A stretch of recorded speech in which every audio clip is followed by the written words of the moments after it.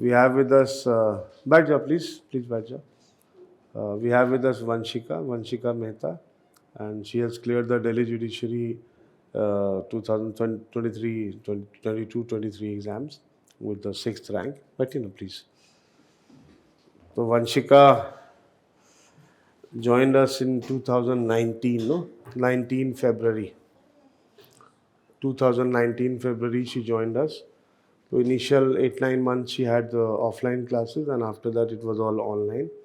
वंशिका, अब ये माइक आपका है, आप लीजिए और whatever you want to say, first of all your feelings and after that I can ask you questions also. Good evening, everyone.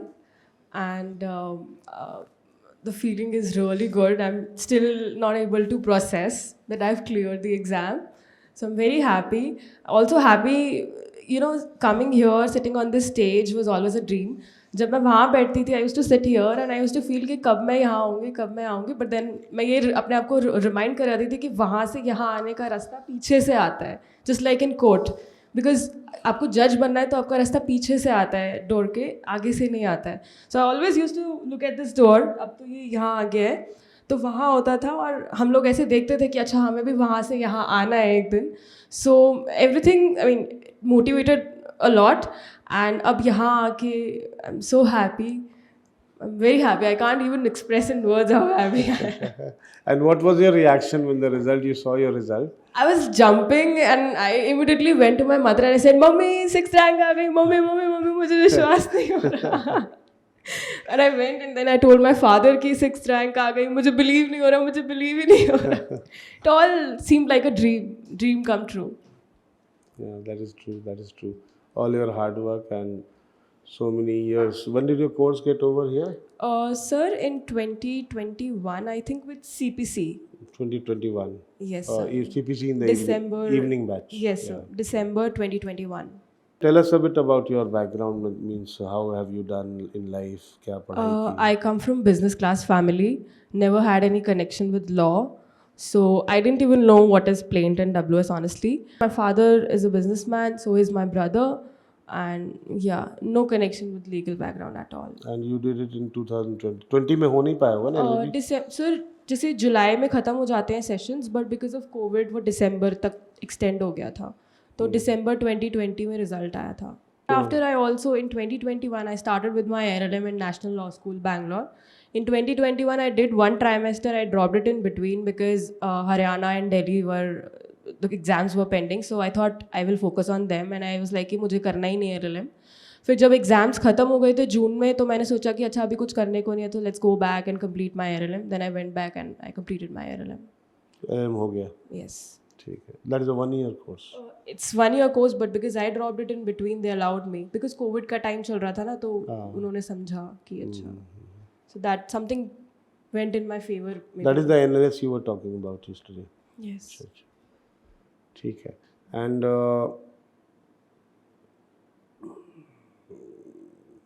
your study pattern, study plan?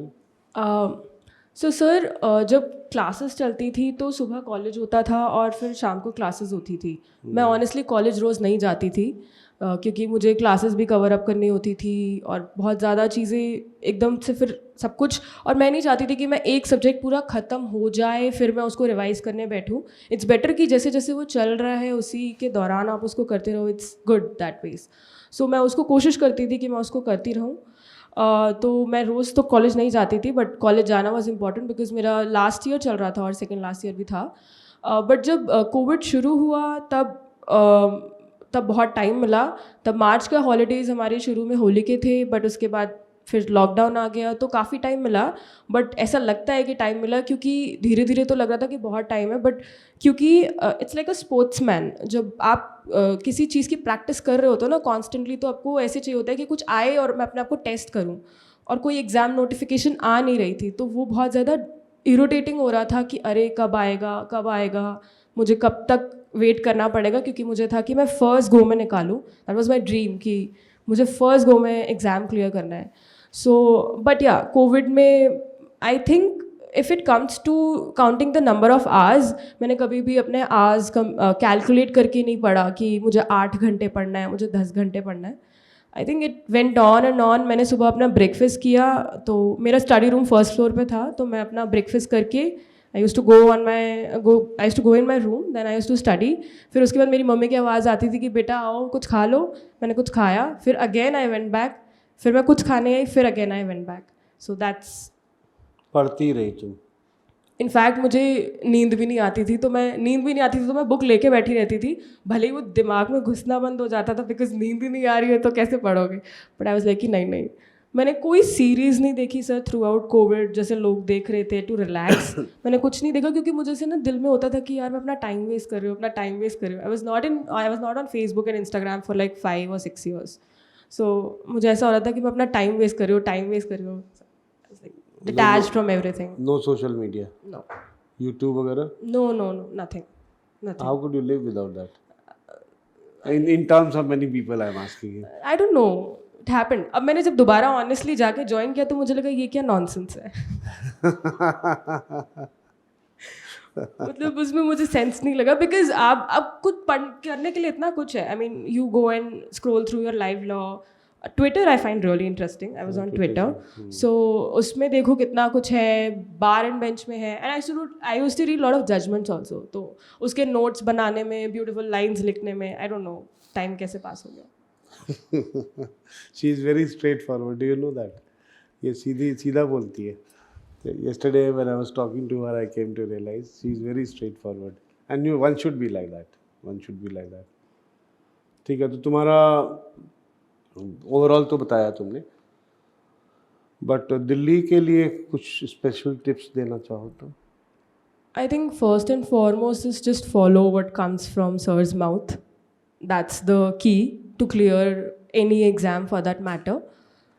Focus on your notes because Delhi is all about practical knowledge. They test your knowledge. Secondly, I would suggest read case laws. Case laws is very important. Thirdly, class में sir भी बोलते हैं कि sir भी कुछ अच्छी lines लिखवाते हैं और बोलते भी हैं कि अच्छा ये lines, I think you should also focus on them. जब आप केस लॉज पढ़ते हो तो कोर्ट कुछ बहुत अच्छी लाइंस लिखती हैं, तो उसको भी फॉलो करो. But on and all just focus what is going on in class. Just keep stay updated with your notes in class. उसको कुछ पेंडिंग मत छोड़ो कि अभी ख़त्म हो जाएगा तो मैं शुरू करूँगा.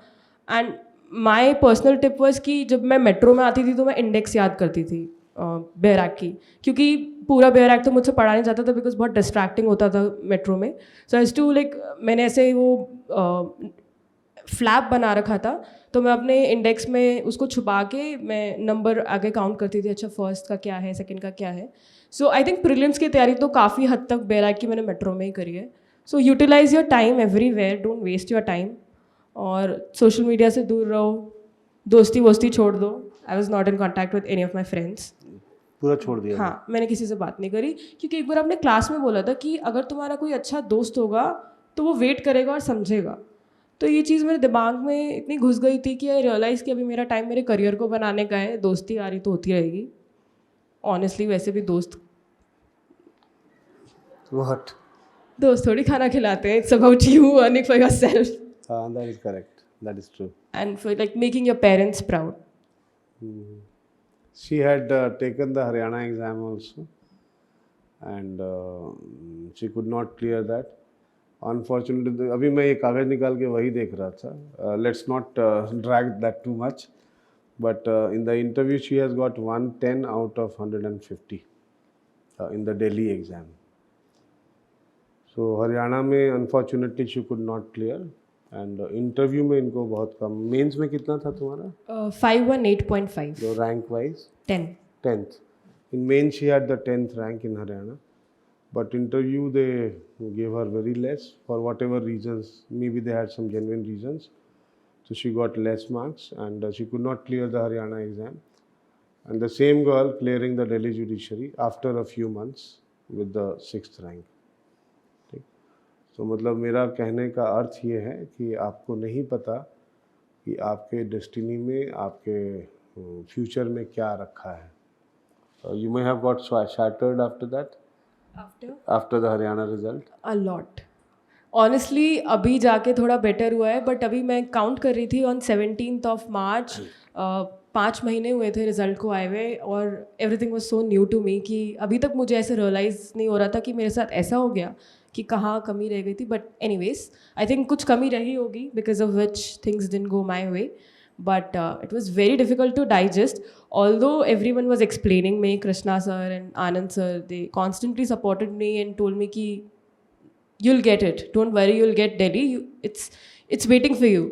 So जब आया तब मेरा दिल का थोड़ा शांत हुआ दर्द. But still.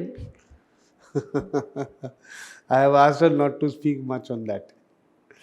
That is why she is not speaking much on that. मैंने कल ही बोला था कि हरियाणा को के रिजल्ट के बारे में अब ज़्यादा तुम, क्योंकि that was a lot of trauma no after the result you could not clear and then lot of mental trauma she has already undergone. ठीक है, अपने इंटरव्यू का बताओ, इंटरव्यू में how it went. So, sir, 3 honorable judges were present: Justice Mridul, Justice Manmohan, and Justice Shakdher, and 2 other members were present. So, the moment I entered, Justice Mridul said, "Come, Miss Mehta." So, the panel was quite cordial. They asked me to sit down, and then Justice Mridul said, "Okay, Miss Mehta, are you into litigation?" So, I told them, "No, sir, I'm doing my LLM from National Law School." And thereafter I went on to tell them that I'm working on my dissertation topic, mediating through mediation and Commercial Courts Act. So he said, "Oh, nice, mediation." So he asked me about mediation bill. I told him about the mediation bill. Thereafter he asked me about what is MCPC in Supreme Court. So I didn't know the answer, so I said, "I'm sorry, sir, I'm still working on my dissertation." So he passed on to Justice Manmohan. Justice Manmohan asked me the difference between 2 methods in mediation, facilitative and evaluative. So I told him that. Thereafter, Justice Shakdher asked me quite questions, and he asked me, "Okay, Section 12A in Commercial Courts Act mandatory?" So I cited one judgment recently of the Honorable Supreme Court, and I said yes, it is mandatory and not mere procedural requirement, and plain can be rejected on the same. So he asked me, "Okay, can court refer to the application made by the plaintiff?" So I said yes, merely because it is in the contemplation of the plaintiff doesn't mean that he will get the relief. Court may refer to the application, may reject if court finds that there is no urgent interim relief. Thereafter he asked me, "Okay, are you aware about the Prevention of Sexual Harassment Act?" I said yes, sir. Then he asked me the procedure of the complaint and everything. Then he asked me, "Okay, what is sexual harassment?" I told him. Then he asked me, "Okay, is every harassment would be counted?" So I said no, it should have a sexual connotation. Thereafter he said okay, and then I was asked, "Okay, it's over." It was all about that area. You are Because in my this Goma ma'am asked me to somehow bring mediation in the picture, so that you can give a way, I mean, direction to your own interview, because she said that it's a good area to. you cannot give direction to the interview, but yes, that was a field of your interest also, and you are doing dissertation on that, so that way it is good. And obviously they will be more inclined to ask you questions on that, so that is a good thing. और कुछ other laws से कुछ नहीं पूछा. नहीं, बस mediation and posh. And how many minutes it went? 6 minutes. 6 minutes. When I came back, मैंने उनसे पूछा जो बाहर खड़े थे कि मुझे ऐसा लगा कि तो बहुत जल्दी ख़त्म हो गया, तो मैंने उनसे पूछा तो they told me it started on 6:10 and went till 6:16. They give you 5-6 minutes. In fact इस बार तो ज़्यादा टाइम दिया. एक बार तो 3 मिनट का भी इंटरव्यू हुआ था, 3-4 मिनट. तो इस बार तो उन्होंने काफ़ी टाइम लगाया भी. So that is good enough to judge you. They look at your concepts, they look at your personality mainly, how you are presenting. Do you have that strength of the personality? Plus कहीं ना कहीं थोड़ा वो आपके body language से आपका compassion भी check कर लेते हैं. तो आपको नहीं पता होता कि वो आपका क्या किस तरह से चेक कर रहे हैं, but they are very experience people, great people, so they know how to check things. ठीक है, now mains writing, answer writing के बारे में थोड़ा सा बता दो. What pattern did you follow? So sir, starting में आई वाज वेरी क्लियर कि क्वेश्चन कुछ भी हो, मुझे पर्पस लिखना है. So my favourite line is fiat justitia ruat caelum, that is justice shall be done दो द हेवंस फॉल. सो मुझे कुछ भी अच्छी लाइन लगती थी तो मैं उसे अपने नोट्स में ज़रूर लिखती थी. And in every paper, in every question, B it theoretical और प्रैक्टिकल, मेरा एक था एम कि मुझे अपने उसमें एक लाइन तो लिखनी ही है स्टार्टिंग में, ब्यूटिफुल लाइन। तो चाहे वो बेल हो, चाहे कुछ भी हो, वो that is a starting point. Thereafter theoretical में I use to write to the point, और अच्छा और भी एक्स्ट्रा पॉइंट्स जो होते थे। इन प्रैक्टिकल क्वेश्चन मैं कोशिश करती थी कि मैं थोड़ा जजमेंट टाइप लैंग्वेज यूज़ करूँ, उसी टाइप के आंसर को लिखने की कोशिश करूँ जैसे ऑनरेबल जजेस अपनी जजमेंट लिखते हैं, तो उस टाइप में। और मैंने आंसर राइटिंग, जिस दिन मैंने यहाँ कोचिंग ज्वाइन करी थी उसके विद इन 1 मंथ मैंने आंसर राइटिंग शुरू कर दी थी, क्योंकि जब मैं यहाँ आई थी तब ये नया नया शुरू हुआ था यहाँ पे। तो वहाँ पे पीछे आनंद सर बैठते थे, तो मुझे था कि मैं कॉन्स्टेंटली आनंद सर और कृष्णा सर के टच में रहूँ। तो मैंने, अब ऐसे तो जाके टच में नहीं रह सकते, तो मैं कुछ ना कुछ लिख के जाती थी और उन्हें दिखाती थी कि सर ये देखो ठीक है। तो इस हिसाब से फिर उनको भी मेरे को पता चलने लगा कि अच्छा ये लिख के लाती है बहुत कुछ। तो मैं हफ्ते 2 हफ्ते में कुछ ना कुछ तो लिख के जाती थी। शुरू मैंने एसेस से किया था, पहले मैं इजी टॉपिक्स लिखती थी, टेररिज्म और ये वो। तुम जेन्युइनली लिखती थी कि एक्सेस? नहीं sir, I used to write my own.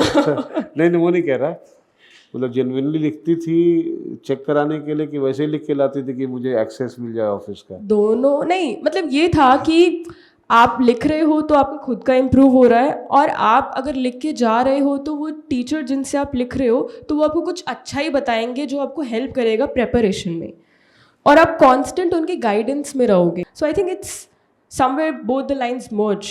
सो वो था कि मैं उनके टच में भी रहूं और उनको पता भी चलता रहे और मुझे भी सीखने को मिलता रहे कि अच्छा ठीक है, कहाँ गलत है कहाँ सही है। That is how you have to approach. लो, अब वहाँ जाके सिर्फ ऑफिस में जाके बैठ जाओ कि काउंसलिंग कर दो। एक बार काउंसलिंग कर दिया, रूटीन बता दिया, तुमको नहीं कह रहा, मतलब जनरली कह रहा हूँ, और उसके बाद फिर हर 10 दिन पे पहुँच गए काउंसलिंग, लेकिन कुछ करके दिखा नहीं रहे हो, लिख के नहीं दिखा रहे हो, तो फिर सामने वाला भी सोचेगा ना। फिर तो वो भी आपको कुछ खास बात, उनको भी पता चल जाता है, दे आर वेरी एक्सपीरियंस, उनको पता चल जाता है कि अच्छा ये टाइम वेस्ट कराने आ रहा है हमारा या कुछ सही में प्रोडक्टिव कुछ लेने आ रहा है हमसे। या नहीं, if you are working very hard no, तो we are there to work hard no, हम तो करेंगे। honestly throughout sir covid, Rahul's has been a very strong support through every means, be it online classes, be it वो sir की जो video थी first वाली, उसके बाद स्टार्टिंग भी जब शुरू हुआ था तभी भी सर काफ़ी मोटिवेट करते थे क्लास में, और through Krishna sir and Anand sir also it was a constant motivation. इनको मैंने ऑफिस नहीं आने दिया शुरू के 1-1.5 साल तक, ऑफिस क्लोज कर दिया था, और ऑफिस में कृष्णा और आनंद जी नहीं आते थे। फिर भी इन्होंने स्टूडेंट्स को फील नहीं होने दिया कि आप ऑफिस नहीं आ रहे हो, फ़ोन पे बात हो रही है। They kept handling everything on the phone, मतलब सुबह से लेके ऑफिस से ज़्यादा टफ हो गया था उनके लिए। ऑफिस में तो फिर भी एक टाइम के बाद आप चले जाते हो, हालांकि फ़ोन तो उसके बाद भी उठाते हैं, लेकिन वो ऑफिस से ज़्यादा टफ टाइम था। Like talking constantly on phone, कितने लोगों से बात कर लोगे यार एक दिन में, और back to back phone calls आ रहे हैं, और कृष्णा को तो और भी ज़्यादा फ़ोन आते हैं, तो बैक टू बैक फ़ोन आ रहे हैं, आप फ़ोन में लगे हुए हो। फिर बाद में उसने वो हेडफोन ख़रीदा, ये हेडफोन ही लगा के सुनूंगा मैं। तो मतलब it was very tough time, and they did not let a student feel that office is closed. Even sir मैंने उस सर से पूछा भी कि सर मुश्किल नहीं होता, तो उन्होंने बोला कि क्योंकि जैसे जब ऑफलाइन होते हैं तो 2-4 लोग इकट्ठे हो जाते हैं, कोई एग्जाम नोटिफिकेशन आती है तो वो एक बार बताते हैं तो 2-4 सुन लेते हैं, बट फ़ोन पे आपको इंडिविजुअली सबको बताना पड़ता है। So that was very difficult honestly. मुझे कभी ऐसा फील नहीं हुआ कि मतलब मैं ऑफलाइन में हूँ तो मुझे ऑनलाइन में हूँ तो मुझे उतना नहीं पता चल रहा है या ऐसा कुछ। कॉन्स्टेंटली दोनों से ही मिलता रहा। It's good. इनफैक्ट सर जब मैं कोई भी एग्ज़ाम लिखने जाती थी तो मैं दोनों को मैसेज करती थी कि sir please give me your blessings. तो मैंने ऐसे ही कृष्णा सर को मैसेज किया था अपना मेंस से पहले दिल्ली से कि sir please give me your blessings and all. So उन्होंने मुझे वॉइस नोट भेजा था, मैं सुनाती, आई शो यू दैट। तो उस वॉइस नोट पे उन्होंने बोला था कि अच्छे से करना, हर क्वेश्चन पे इक्वल टाइम देना, and I am sure you will be in top 10। जो उन्होंने ये सेंटेंस बोला था ना कि I am sure you will be in top 10। तुम्हारे पास हाँ है? जी, कहाँ है? ये बहुत पुराना होगा। I know, all the best Vanshika. I know निकाल दोगे आप एग्ज़ाम और अच्छी रैंक आएगी आपकी, देखना टॉप 10 में आओगे आप। बस पॉजिटिव रहना है, एटीट्यूड भी पॉजिटिव रखना है, एंड जस्ट पॉजिटिव होते हुए ही अपना एग्ज़ाम को भी बेस्ट वे में अटेम्प्ट करना है। कंसिस्टेंसी बना के रखनी है क्वेश्चन आंसर की प्रॉपरली, कि जैसी लेंथ आप मेंटेन कर रहे हो स्टार्टिंग से टिल एंड वैसे ही कंटिन्यू रखना है, और give your best shot. Right, all the best and God bless you, give your best, take care. Krishna sir थे, this is how he does no, ऐसे ही बच्चों को मोटिवेट करता है। और सर ये रात को 12 बजे उन्होंने भेजा था। आई कॉन्ट टेल यू जितनी इस वॉइस नोट ने एक पॉजिटिविटी मेरे अंदर क्रिएट करी थी कि उनको इतना फेथ है और उनको लगता है कि मैं कर सकती हूँ, तो मैं भी कर सकती हूँ। सो मैं एग्ज़ाम लिखने से पहले भी इसको एक बार और सुन के गई थी। सो दैट वाज हाँ, वो तो बताया ऐसे। सर ने भी थ्रू सब क्लास के मेरा तो क्लास में ही रहता था, मैं तो क्लास के हाँ, जैसे आपसे कुछ बात करने के लिए आते थे, कुछ पूछने के लिए आते थे, तो अच्छा क्लास में। हाँ, वो तो देखो हमारा तो, हम तो इसी के लिए हैं ही हैं। अब आपके ऊपर है ना कि आप कितना उसको लेते हो। तो वी आर, तो ये तो हमारा काम है और हम दिल से करेंगे, because you are our child, तो हम तो करेंगे। और हम, हमारा प्रोफेशन भी है और यही प्रोफेशन भी है हमारा, और आप हमारे बच्चे को इतना ट्रस्ट करके आते हो हमारे ऊपर, तो हम तो करेंगे। डिपेंड करता है कि आप एज अ स्टूडेंट किस तरह से चीज़ों को समझते हो और किस तरह से चीज़ों को लेते हो। मैं पढ़ाई की बात नहीं कर रहा हूँ, पढ़ाई तो सबको समझ में आ जाएगा। I am talking about those motivational moments, how you take it and to what extent you take it, तो वो मैटर करता है, दैट इज़ व्हाट मैटर्स। अब इसने चीज़ों को पॉजिटिवली लिया तो she is sitting here, no, ultimately she will be sitting on the dais, and Delhi judiciary is one of the toughest exams. Judiciary में Delhi judiciary one of the most difficult exams है, उसमें she has got the 6th rank and she is sitting as a judicial officer. Very soon she will be sitting as a judicial officer in the court room. तो इसने चीज़ों को, अब कृष्णा ने ये message भेजा, हो सकता है कि पहली बात तो कृष्णा ऐसा मैसेज भेजता ही नहीं, उसको फेथ नहीं होता तो नहीं भेजता, और अगर भेजा उसने, हो सकता है कि ये उसको सुन के इग्नोर करके छोड़ देती कि ठीक है कृष्णा सर ने लिखा है, बहुत अच्छा बोला है, हो गया। लेकिन the kind of positive reception that she gave to that message, तो वो इसको कहीं ना कहीं तो इसी को बूस्ट कर गया ना, है ना। That is what gave her that kick, no, last moment kick. So that is how it is. It is all up to you. And I am very, very proud of you. God bless you. God bless you. मतलब हाँ बोलो। I think apart from preparation, एक चीज़ हमेशा ध्यान रखना कि पढ़ाई तो करनी ही करनी है, बट एग्ज़ाम क्लियर करने में हार्ड वर्क के साथ साथ लोगों की ब्लेसिंग्स भी बहुत ज़रूरी है। That's my personal belief. Blessings, be it your gurus, be it your parents, be it your elders, be it everybody, always stand for what is right, but always seek blessings from your elders, because आपको नहीं पता कि वो blessing आपको कब कहाँ काम आ जाए। In fact, even in interview hall, even in mains, everywhere. So always seek blessings from your elders. पापा को माइक दो, आप कुछ कहना चाहेंगे? मेरी बेटी को इतना खुशी हुई है और हमें भी इतना खुशी हुई है कि हम आप सब बच्चों को भी यही कहेंगे कि इतना मेहनत करो, इतना पढ़ाई में, जैसे वंशिका सीट पे बैठी है ऐसे सीट पे आप भी बैठने की कोशिश करो, बहुत बहुत मेहनत करने की कोशिश करो। धन्यवाद। मम्मी बोलेंगे कुछ? मैं पापा तो के यही कहूँगी, बेटा पहले आप बहुत खुश रहो, बहुत खुश रहो, सारे बच्चे बहुत खुश रहो। यही है, जैसे वंशिका ने मेहनत करी, आप भी मेहनत करो। इसने सब कुछ छोड़ दिया था बेटा, इसने सब कुछ छोड़ दिया था। इसने अपने आप को इतना कैद कर लिया था, कभी कभी मुझे भी टेंशन हो जाती थी कि मेरी बेटी का क्या है, लेकिन इसने एक ही लक्ष्य बनाया कि मुझे जज बनना है, बनना है, बनना है। वंशिका का डेली रूटीन क्या था वो बता दीजिए आप। ये सुबह उठना, पहले वैसे वॉक और एक्सरसाइज डेली करती है, और एक्सरसाइज करना, वॉक पे जाना, उसके बाद से फ्रेश होना, मतलब अपना जाना, फिर पूजा पाठ, क्योंकि हमारे जो घर के संस्कार हम सारे पूजा पाठ में हैं, तो ये भी अपना मंदिर जाना, जो उसने पाठ करना, पाठ करती थी। उसके बाद ये फिर नाश्ता करके पढ़ने बैठ जाती थी। इसको भूख की भी नहीं थी। मैं इसको कहती थी बेटा आ जाओ कुछ खा लो, आ जाओ कुछ खा लो, इसको कोई वो नहीं होता था। फिर मैं इसको बुलाती थी कि बेटा थोड़ा खा लो, फिर खा के फिर वो पढ़ाई। नो किसी से बात, नो किसी रिलेशन से कोई बात, किसी से कोई इसने बात नहीं करनी होती थी। ओनली बस एक लक्ष्य था कि मुझे जज बनना है, मुझे दिल्ली ही पास करना है। वैसे इसका मेन लक्ष्य दिल्ली ही था।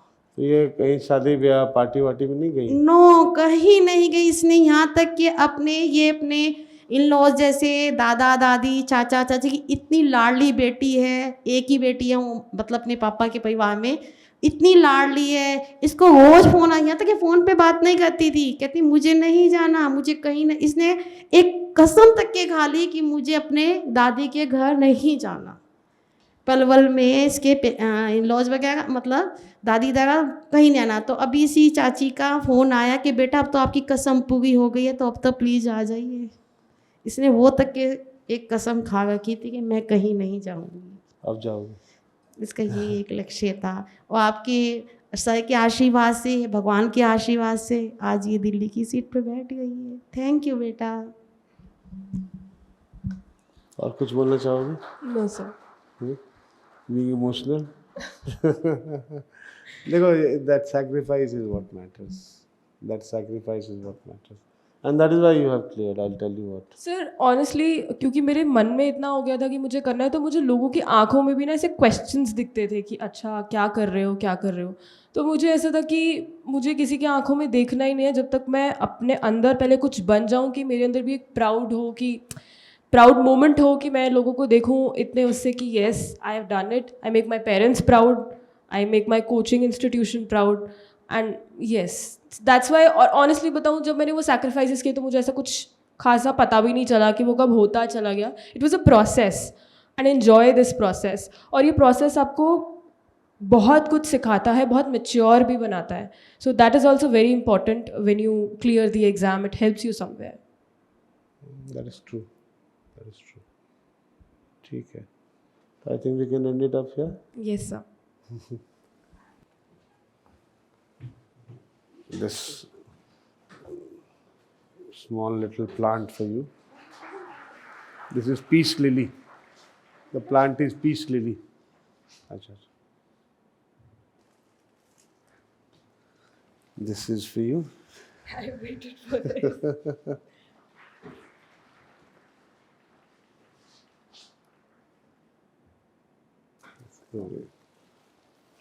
खुश खुश। God bless you, God bless you. ये तो खुश हो, खुश हो। How many chocolates do you want? Class में कोई कभी चॉकलेट मिला था तुमको? नहीं। किसी क्वेश्चन के आंसर पे? I will give you too many. ये है आपके चॉकलेट्स। या this is for you. Thank you.